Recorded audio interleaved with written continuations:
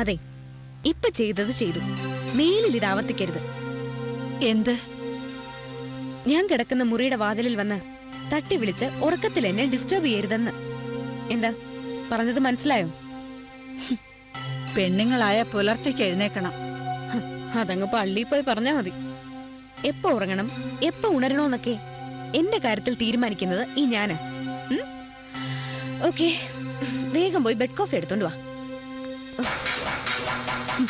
അതിനിവിടെ വേലക്കാരിയൊന്നുമില്ല.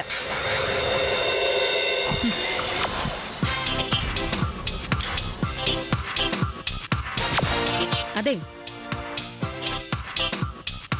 അതെന്റെ കുഴപ്പമൊന്നുമല്ല. 10ഓളം അടുക്കള ജോലിക്കാരുള്ള വീട്ടിൽ നിന്നാ ഞാൻ വരുന്നത്. എനിക്കെപ്പോ എന്താവശ്യമുണ്ടെങ്കിലും ആ നിമിഷം എന്റെ മുമ്പിൽ കിട്ടിയിരിക്കണം. അതിന് ഞാൻ ഇവിടുത്തെ വേലക്കാരിയൊന്നും അല്ല. എന്നാ പുതിയൊരു വേലക്കാരി ഉടനെ വെക്കണം. ഇനി അതിന്റെ ഒരു കുറവേ ഉള്ളൂ. ഒരു വേലക്കാരിയെ വെച്ചതിന്റെ പൊല്ലാപ്പ് ഇപ്പോഴും തീർന്നിട്ടില്ല. പിന്നെ എനിക്കാര് ഭക്ഷണം ഉണ്ടാക്കി തരും? കുട്ടി തന്നെയല്ലേ എന്ന് പറഞ്ഞത് കുക്കിംഗ് ഒരു ഹരമാണെന്ന്? ഓ, അതാ അന്ന് വിവാഹത്തിന് മുൻപ്. ഇപ്പോ ആ ഹരം പോയി. എന്ത് ചെയ്യും? അവിടെ നിക്ക്, എവിടെ പോണു? പിന്നെ ഭക്ഷണക്കാര്യത്തിൽ എനിക്ക് ചില ചിട്ടവട്ടങ്ങളൊക്കെ ഉണ്ട്.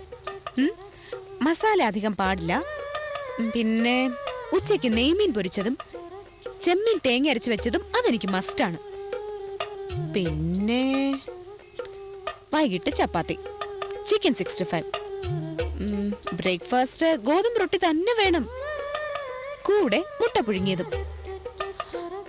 പിന്നെ വിശദമായ മെനു ഒക്കെ ഞാൻ ഫ്രീ ആവുമ്പോ എഴുതി തരാം.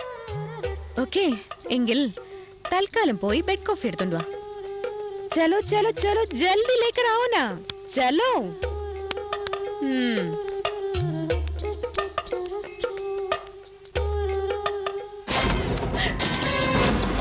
എന്തിനാ ചിരിക്കുന്നത് നീ?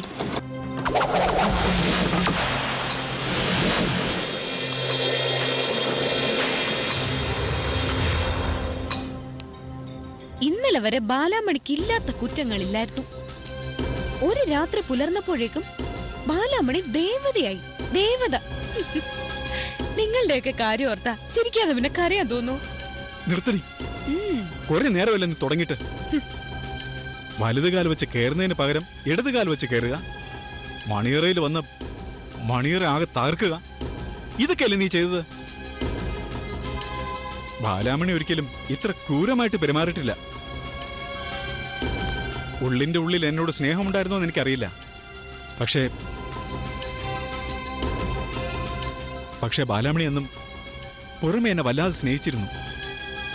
പരമാവധി എന്റെ വീട്ടുകാരോട് അഡ്ജസ്റ്റ് ചെയ്തിരുന്നു. ഒരു പരിധിവരെ എന്റെ അമ്മ തന്നെയാ ബാലാമണിയുടെ കാര്യത്തിൽ കുറ്റക്കാരി.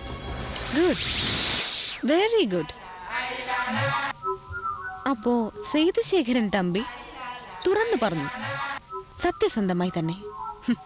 ബാലാമണിയല്ല, അമ്മയാണ് കുറ്റക്കാരി.